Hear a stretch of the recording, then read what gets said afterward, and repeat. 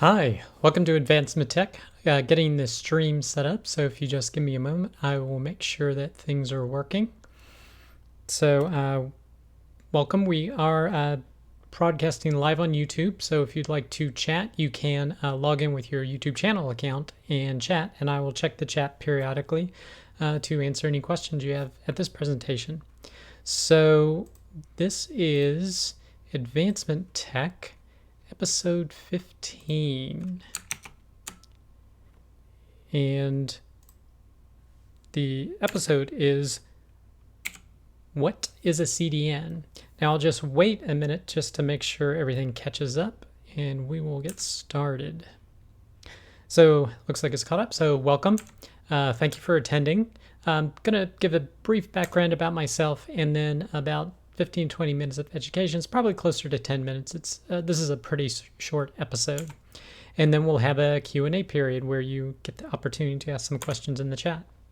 All right, so who am I? My name is Preston Jameson. I worked at two different universities over 12 years. I oversaw development services, advancement services at those universities. Since then, I founded a company, developed a product called Advancement Form, which does online giving and event registration for nonprofits. Okay, so we're talking about a content delivery network, or a CDN. This is also called a content distribution network. So usually what I like to do is start off with the definition. So a content delivery network, or CDN, refers to a geographically distributed group of servers which work together to provide fast delivery of internet content. So they're generally located in multiple locations near people to deliver content. It provides for a quick transfer of assets needed for loading internet content, including HTML pages, JavaScript files, style sheets, images, and videos. So basically, those are the main pieces of content. HTML shows pages, JavaScript files handles dynamic content, style sheets gives it styling, as well as images and videos. And the majority of web traffic today is served through CDNs, including traffic from major sites like Facebook, Netflix, and Amazon. And this is from Cloudflare, is where this definition comes from. So let's take a look at a picture to get a sense of it. So this is kind of what a content delivery network is. So first you have an origin server. So this would be, say, your web host. So if you signed up for a hosting plan at a hosting company, or you're paying a company to run your website for you, that's generally considered the origin in a CDN network. So all the content comes from there. And then the content delivery network maintains content servers in multiple geographic locations. So maybe they have, and these are typically called endpoints. So you typically have, maybe you have one or more in North America, one in South America, one in Europe, one in Asia, or multiple places around the globe, maybe one in Africa, etc. And what that does is it takes content from the origin server, stores it here, or caches it, saves a copy of it, so that local users can read that local content much faster. So if you have one video, a copy gets sent to each of the endpoints so that people near those endpoints can easily download that video with minimal delay, as opposed to someone in Asia having to go all the way to your server in the US, for example. Now there's another representation of this. It looks like this. Again, it's the same concept. You have some origin server. It doesn't have to be in the US, but this is the example here. And you have CDN servers that are taking copies from this origin server or this hosting server, and then users can talk to one or more of these CDN servers to get local content to them. All right. So, thinking about this, is what's the difference between a web host who's hosting your website and a CDN? Well, a CDN just takes copies from somewhere else, so it can't really serve it as a web host. Now, there are hosting providers that offer CDN functionality, but really what a CDN is just taking a copy of something and storing it for a time. And it keeps these copies of information files that exist on a web host, so the origin. Now the CDN, like I mentioned, it caches these files. That means it saves a local copy of it for a specified period of time. Now that could be on the order of minutes, could be hours, you could make it days even. However long you want that content to exist on the network before it's updated, you can specify that expiration time. Now after the expiration time is reached, generally the CDN servers then check your origin or your web host for newer files. And if it doesn't find a newer one, it still uses the same one, but just extends the expiration time again.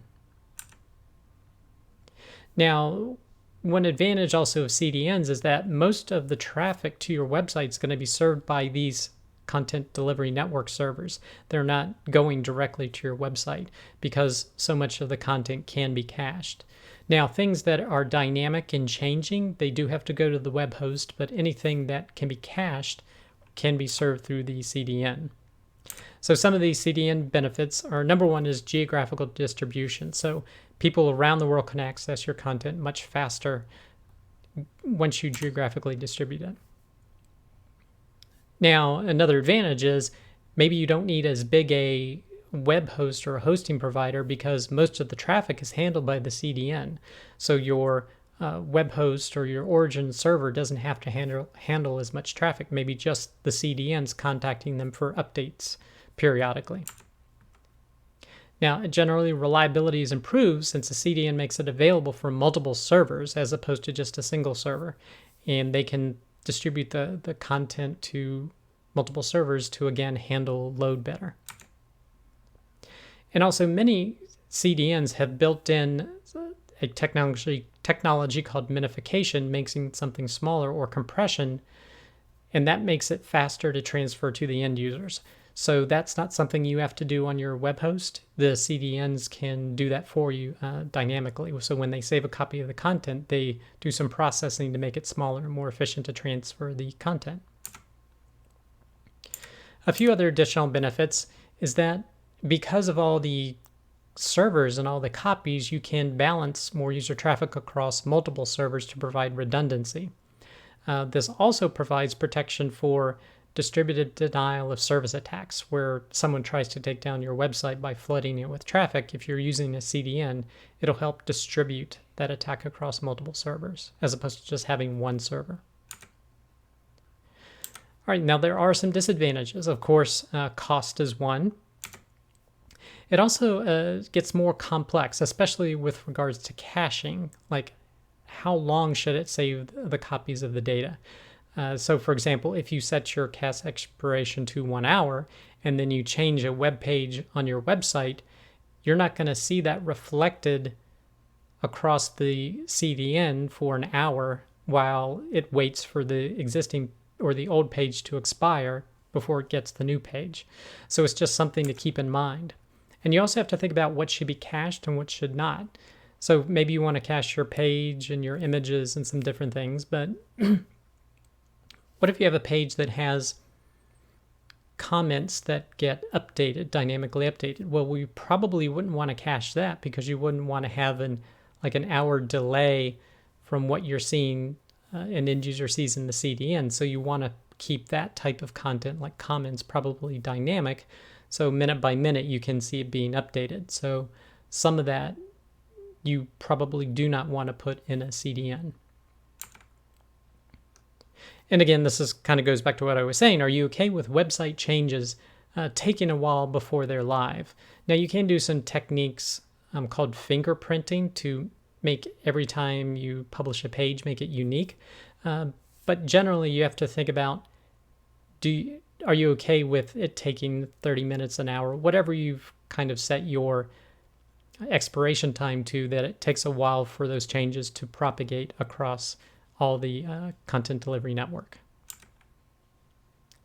And this kind of goes over the caching in more detail. So for example, this is your web host, your origin, and say this user comes in, it connects to the CDN first, and it's looking for a particular piece of content. If it doesn't find it there, so this is say a new page on your server, if it doesn't find it there, the CDN then contacts the origin, gets that piece of content, caches it, does processing on it to make it efficient, and then sends it to the user. Now, if a second user comes in, they look for the same piece of content, that CDN has it cached or stored, a copy stored. So it just immediately delivers the content. So, and your origin is never contacted by this user, the CDN can handle all of it in this simplistic example. So that basically means your origin gets a lot less traffic. And again, if people are looking for content, they get a local copy delivered much more quickly, as opposed to having to go all the way to the origin server. So that's kind of the caching concept. All right, so now next obvious question probably is, how do I start using a CDN? So some website providers offer it as an option, usually pay a little bit more to have your content distributed. And you have to also think about how far you want your content distributed. Like you can do it only in the US, which would be probably less expensive. But if you want to expand to Europe, that's an additional charge. And even to Asia, that would be an additional charge, because you're spreading your content to more and more servers using a larger content delivery network. And as you use more of it, you generally have to pay more. So that's just something to keep in mind. And you can also use independent service providers, like not associated with your web host. But again, you want to choose wisely, as basically they become the front line of your web presence. So you want them to be reliable, and just as reliable or more than your website provider. All right, so that does it for the presentation. At this point, we'll look for questions. I don't see any questions right now, but we'll just give a few minutes to see if there's any questions in the chat. So while we wait for that, talk about upcoming shows. We're going to broadcast. Actually need to update this. So the next show, I believe, is going to be on the 24th. So next Friday, 24th, we're going to have another show related to nonprofits, fundraising, and advancement in regards to technology. So we're going to come up with another topic to have at 4 p.m. Eastern Standard Time, the live show. So I don't see any questions at this time, so we'll go ahead and include it there. So if you want to get notifications of upcoming shows and even what's been published, as well as what we plan to do for the next week in terms of content, please head over to advtech.tv and sign up to receive those email notifications. It would also be great if you want to subscribe via YouTube and give this video a like if you like the content. And if you have any suggestions on future episodes you'd like to see with regard to technology as it relates to nonprofits, please feel free to put it in the comment section, or sign up for the email notifications and just hit a reply what you'd like to see. And with that, we will go ahead and conclude this week's show. I hope you have a great weekend, and I will see you next Friday.